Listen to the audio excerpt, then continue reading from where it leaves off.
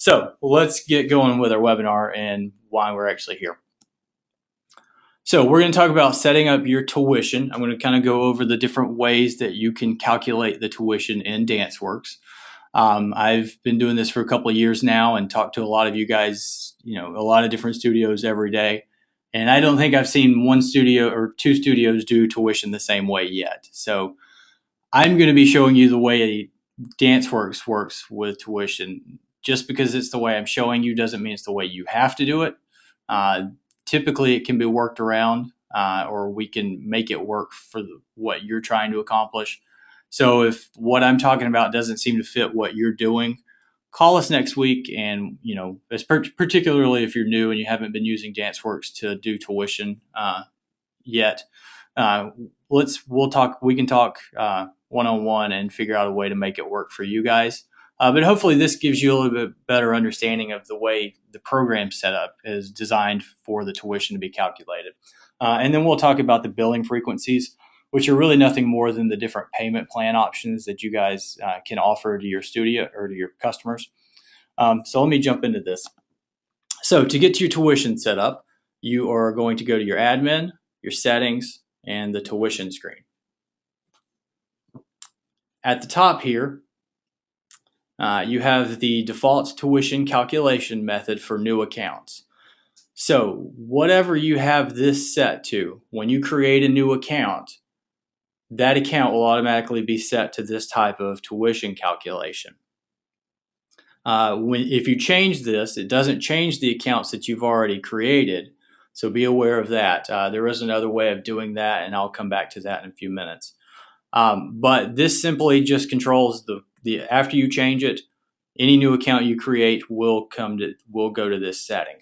Now, there are four basic ways that you can calculate your customer's tuition. You can calculate it by the specific class, by the table, which would be this top table, the class table, by time, which is the bottom timetable, and then finally manually. You also notice on these three that you have the option of either student or account.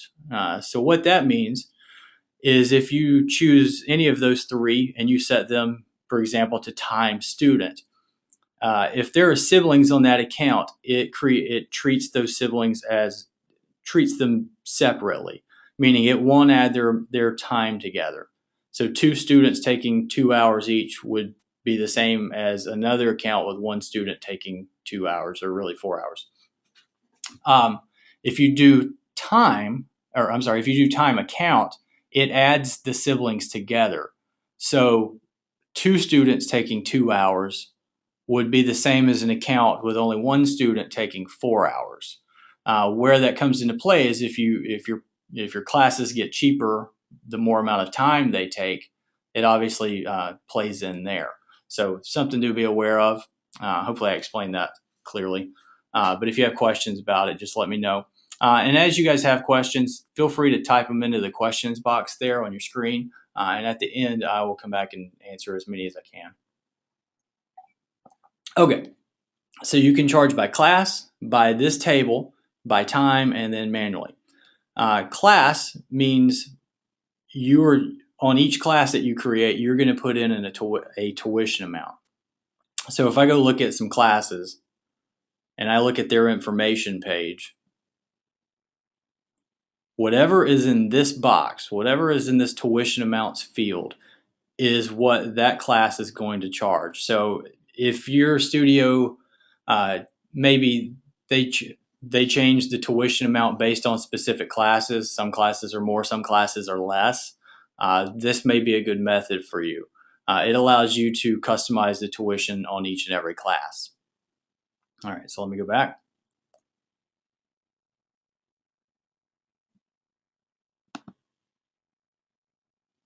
All right, your next option is the tuition class table.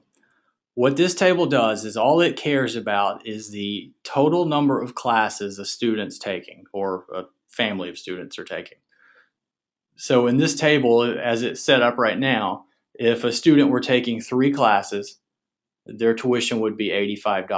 This, if you go this route and you use the table, so let's change this, then it doesn't care how long the classes are or what is on the tuition on the specific class page. All it cares about are the total number. So if you enroll them in 3 classes, it's going to be $85. If you enroll them in 4, it would be $108.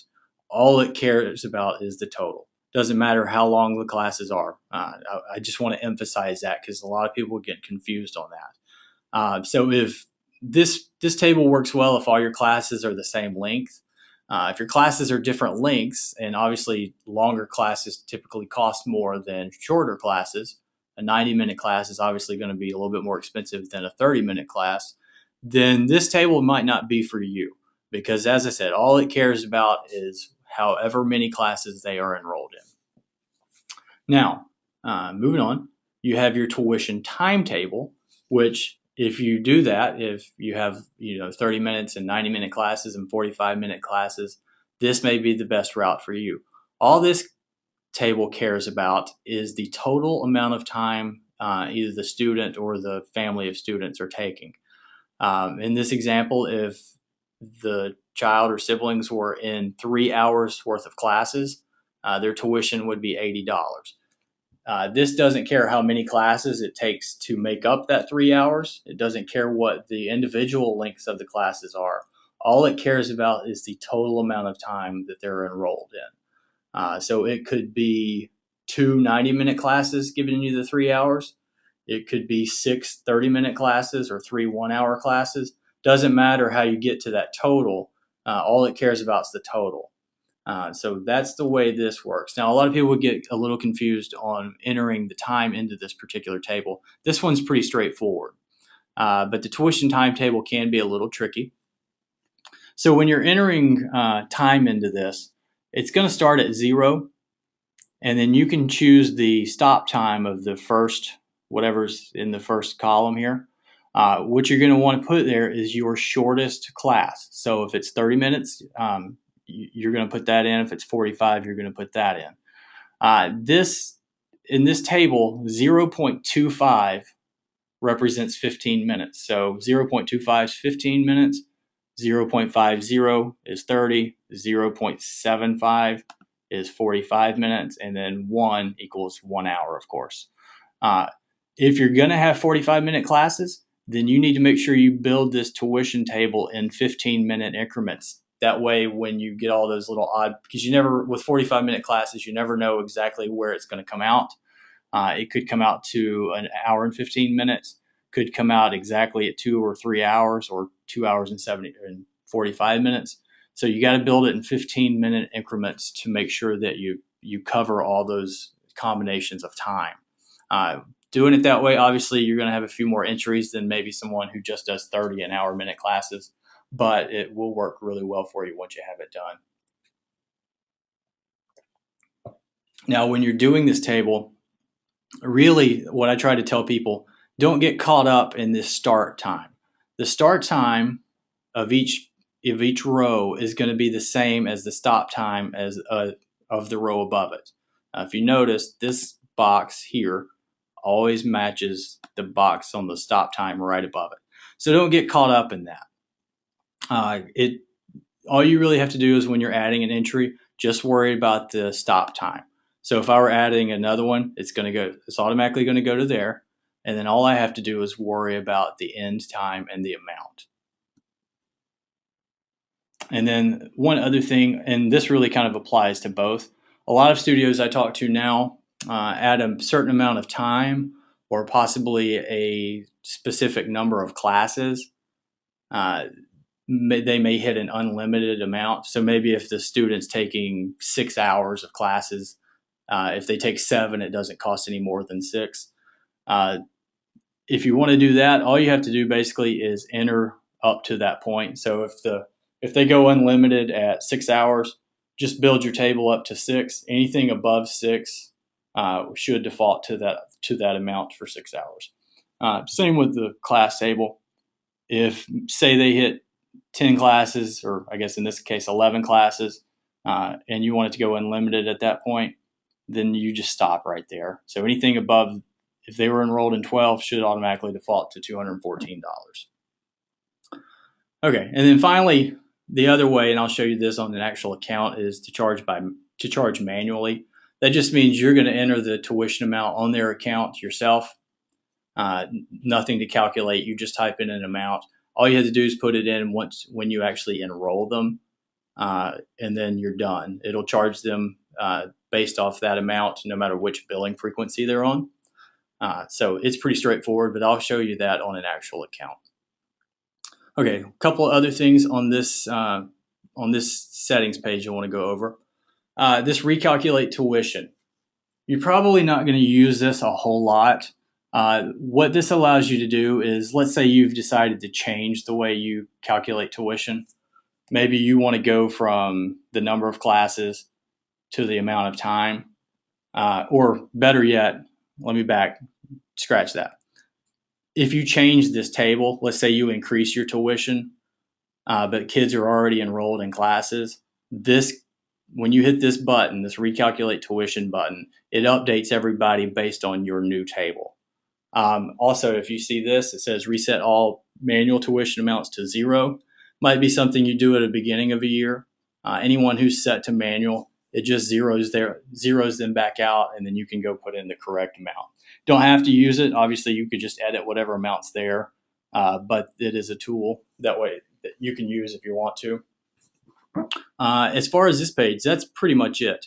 Just remember, when you change this, it doesn't change the people who are already in there. It only changes the accounts you create after you make this change.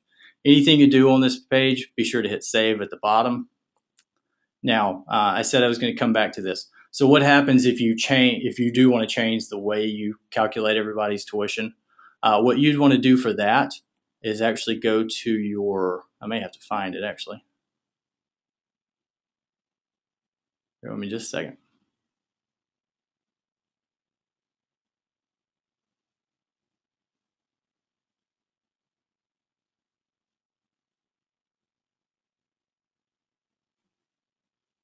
Nope.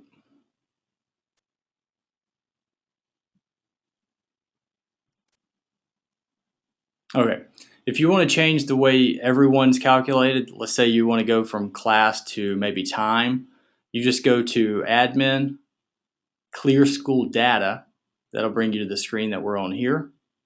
All you have to do is check the box, calculate tuition to, choose whatever you want it to be, and then hit clear. It'll prompt you for a password. Just put in the password that you logged in with, and you should be good to go. And that'll reset all of your accounts to whatever you happen to choose there. All right, so let's look at an account and actually kind of walk through what the tuition looks like. And then once we're done, we'll go back to the billing frequency. So this account, is actually set to calculate tuition by class. So this student is actually enrolled in 2 classes. Based on their enrollment for the 2 classes that they're enrolled in, they are at $90. So each class is $45. So what happens if I change it to another form, another way of calculating? So let's look at, let's change it to time. So I'm going to go time student. And I used to see a lot more people going by the account where they add the students together. I'm seeing less and less of that these days, though. Okay, so I'm going to change them to time student. I'm going to hit save. And then I'm going to hit recalculate tuition. All right, so we've changed it. It's recalculated their tuition. So instead of the $90 they were at, it's now $55 based on our table on the settings page.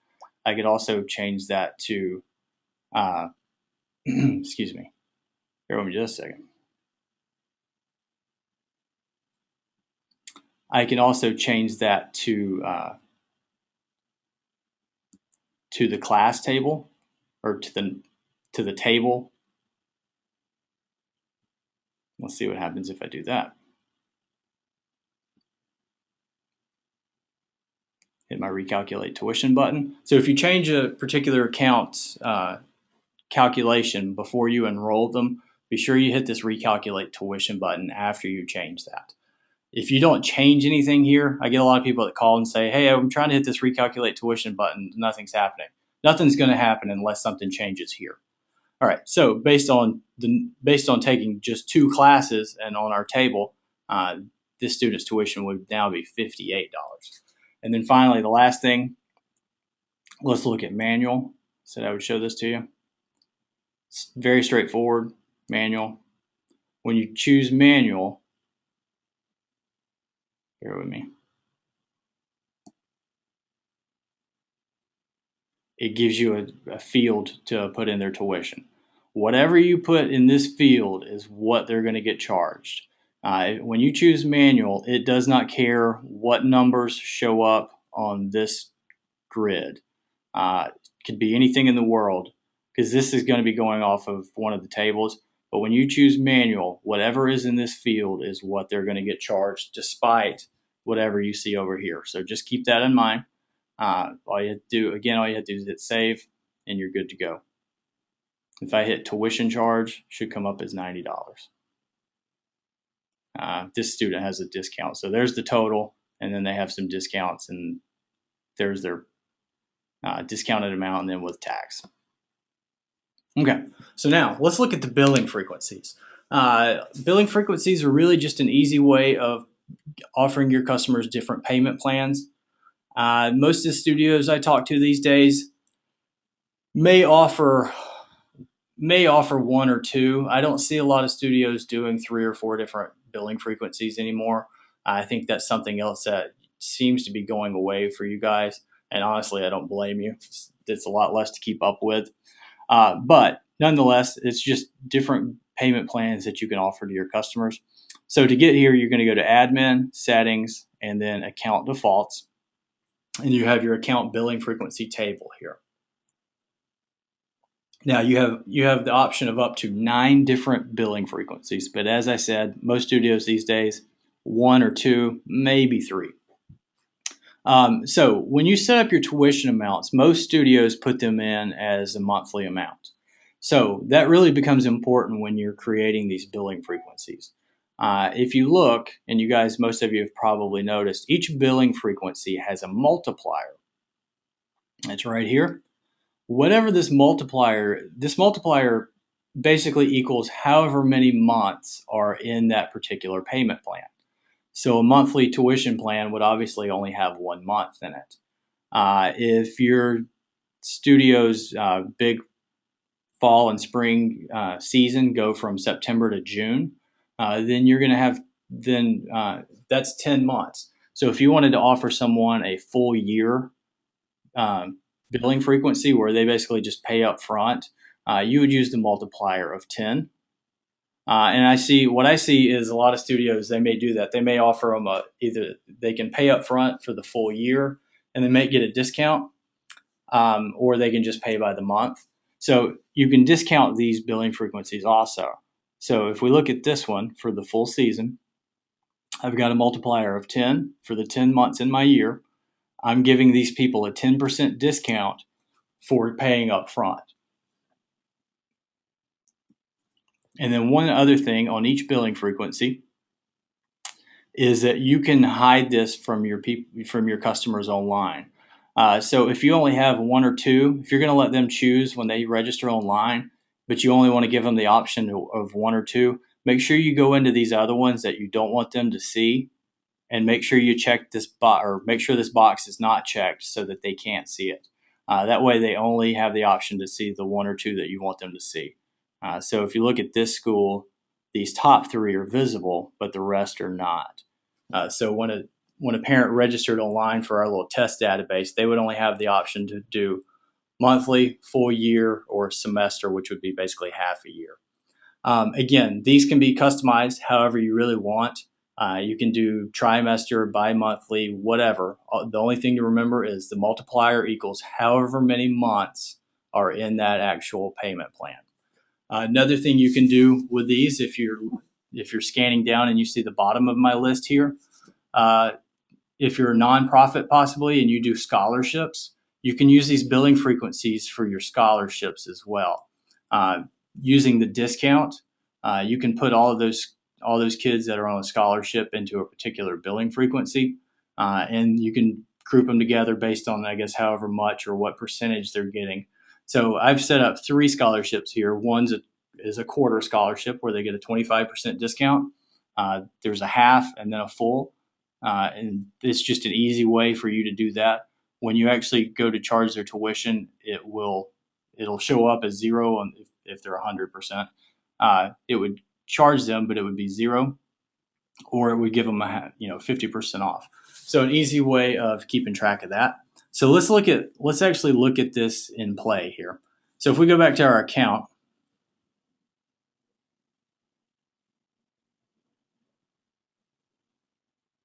okay.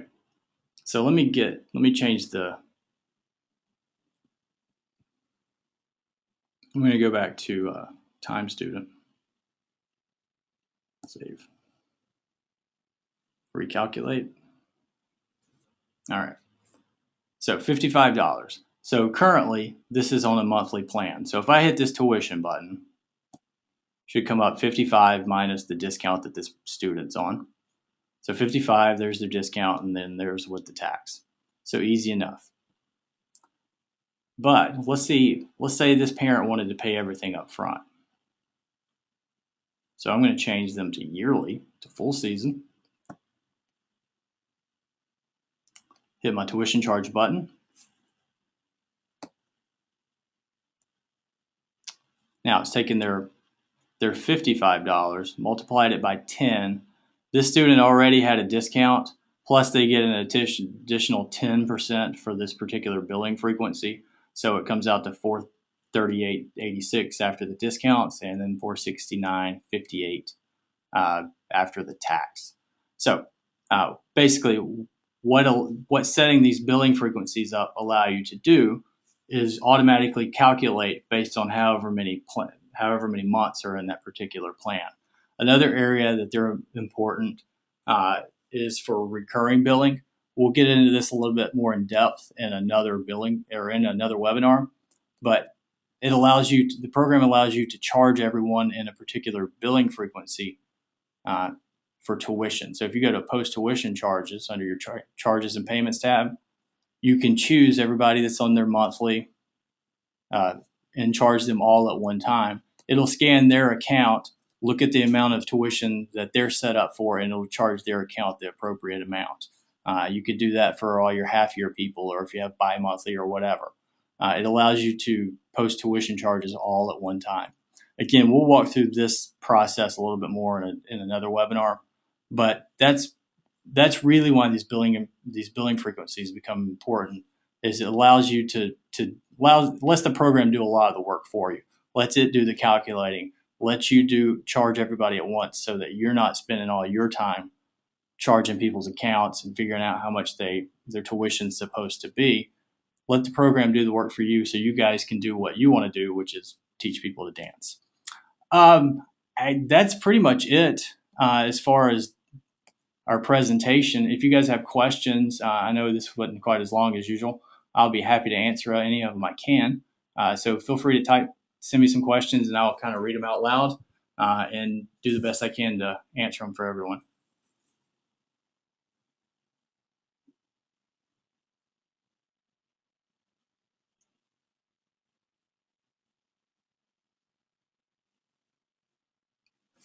Someone's asking for me to go over the multiplier again. Okay, I'll be happy to do that. Let me get there.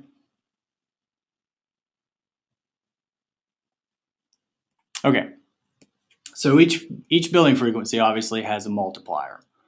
Actually, let me start on the tuition page.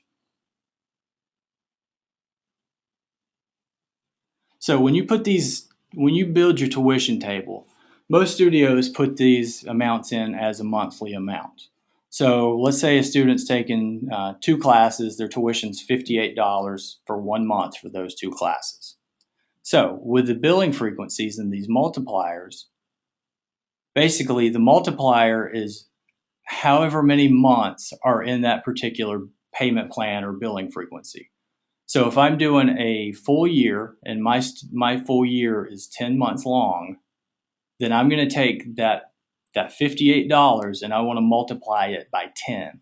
And that's what I'm going to put as my multiplier. If I'm doing a half year, and so a half year is only 5 months, then again, that's going to be my multiplier. The multiplier is basically however many payments or however many months appear in that particular payment plan.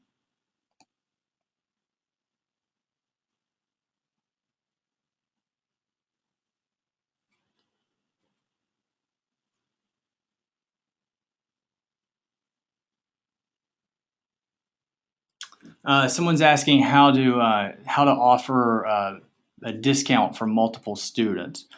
There's a number of ways you can do that. Related to what we're talking to today, if we go back to tuition, again, you have some options here. Now, as I said, and I may not have explained this very well earlier, you can do either by student or by account. So what a lot of one way of basically discounting classes for siblings would be to charge by account, so that you're adding the students together and you're summing them up into one. Basically, you're treating them as one student. So let's look at it this way. If I'm one student and I'm taking 2 hours of classes, my tuition is $55. Now, if I do table account and I have two students, if I have two sisters that are both taking 2 hours of class each, if I go by time account, I'm going to add them together. So that's basically the same as one student taking 4 hours. So the tuition amount for 4 hours of class is $100. So if I have two siblings that are taking 4 hours total, they're only charged $100. If I did them by student, I treated them separately, their tuition would actually be $110. So they've essentially just gotten a $10 discount. That's one way of doing it. Another way you can do sibling discounts is using the discounts page, where you can just create whatever kind of discount you want. We see a lot of these, and a lot of them are just called sibling discount, or maybe one sibling or two student discounts, and it may be so much. They may have an additional discount if they have 3 students. That's a little bit more. And all you have to do is assign that discount to the to the account or to the particular student, depending on how you do that. So that's 2 ways of doing it, kind of depending on exactly how you want to do that.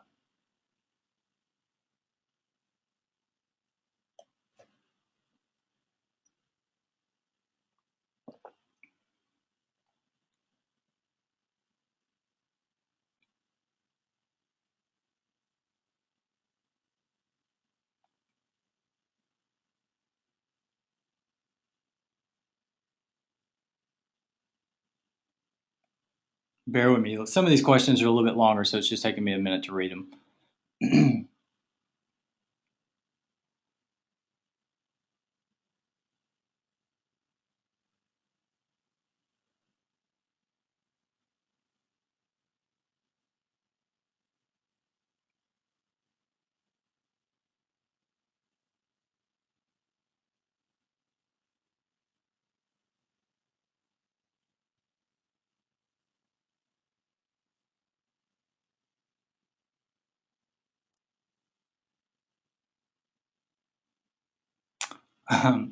Lisa, I think the question is, this particular studio may offer allow students to basically work off some of their tuition, doing ins and outs around the studio.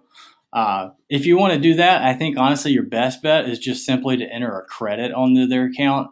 I think your best bet is just to charge them tuition like you would anyone else, and then on their account, just go to the transactions page, figure out how many hours or what they've worked off, and you can just enter a credit. I think that's going to be your best bet. Just use the enter credit button and you can put in the amount and then just apply that credit to their tuition. That will automatically deduct, basically the same as a payment. I think that's going to be your best bet. And the good thing about that is it allows you to run reports on how much you've given out in credits like that. So I think that's probably going to be your best bet.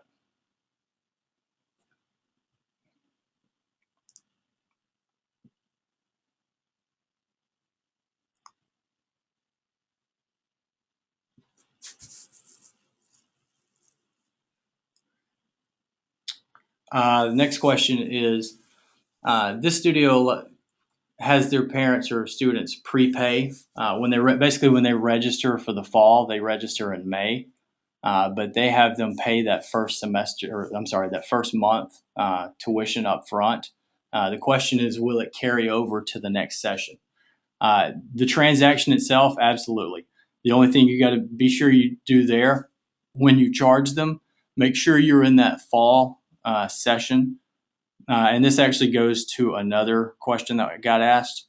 Um, when you're enrolling students for future sessions, it doesn't particularly matter which session you're actually logged into.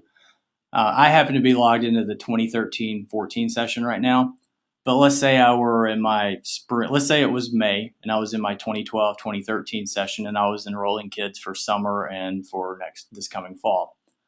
It doesn't matter which session you're logged into when it comes to enrolling them. If I go look at one of these students, this is obviously our test database, which is why you see the silly names. I'm just going to pick the session I want to enroll them in and click enroll. It'll pull up that class list and let me enroll them in whatever classes. So it doesn't matter which session I'm in for that. However, when I go to build them, when I charge them the tuition for that session or for that month, it does become important at that point that you be logged into the correct session. If your tuition amounts are different or they happen to be enrolled in a different amount of classes, so their tuition amount is different based on that, it's going to charge whatever is right here. Right here. So if this student were enrolled in 3 classes in my upcoming fall and the tuition were $85, well, if I do it from this session, it's going to charge them $55. So just make sure you're logged into the appropriate session when you charge tuition. But the answer to the question about the transaction, yes, it'll carry over as long as you don't clear out any transactions. No matter what session you're in, their transaction page is always going to look the same. Each session shares the same account and student information, which includes the transactions. So unless you delete them, then it'll be there.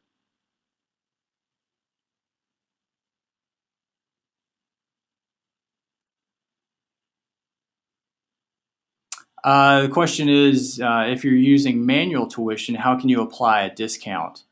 Well, there's a couple. Well, there's a couple of ways. One, honestly, the easiest way is you just put in whatever you put in the field, the manual tuition field. You can just put in the discounted amount. So let's say their tuition should be $100 and they get a 10% discount for some reason. You can just put in $90. Or you can use the discounts tool here. You can create whatever the discount happens to be and just assign it to either that student or the account overall. I went over this in a previous webinar, but I think some of you probably weren't here. So let me kind of run back through this because it's really important with these discounts. You can use this discounts tool to apply a discount either to the account or to the individual student. If you apply it to the student, that discount only applies to that student. So if there are siblings, you might have a situation where one sibling gets a discount, the other one does not. So you want to make sure you only apply it to the correct student.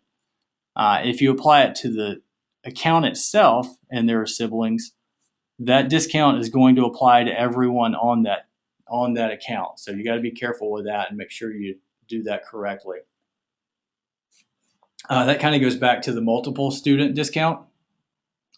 Some studios, when they do the multi-student discount, they only apply it to the second or third child. They don't apply it to the first student.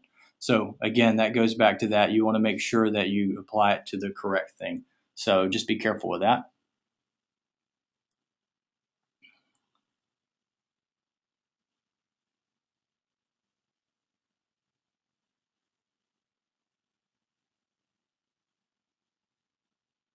I have an email question asking how we send emails out of DanceWorks. You actually answered your own question. Yes. Basically, what we do is we use the settings that you put in. Let me get over there. Email setup. We use these settings that you guys put in to connect to your email provider server. In this case, it would be Gmail. We basically connect to their server. We pass off your email. They actually do the sending. Works the same way if you're sending it from your cell phone, if you're sending it out of Outlook. Those work exactly the same way. The other part of the question is, do we send them one at a time through their server or in a big batch? If you're sending a mass email, let's say it's going to 300 people, we break it down into smaller groups using this group size right here, which you guys can control. When you get your program, when you first sign up, this group size is set to 50. I think 20 is probably the best. 20, 25 is a good number. So if you're sending let's say you just type an email and you're going to send it out to all your accounts. So let's say it's 300 people. What's going to happen is it's going to break that 300 people down into groups of 20. Now it doesn't affect the way you guys do anything. You'll just hit send, but the program will connect to your server, your email provider server. We'll pass off 20 recipients in the message. We'll disconnect. We'll reconnect. Pass off the next 20 until it's done. Doesn't affect the way you guys actually send it. But what that helps do is keep you guys from getting flagged for spam. Now the question there is, well, why wouldn't you just make the group one? Well, because that ends up taking too long, and these different email providers have different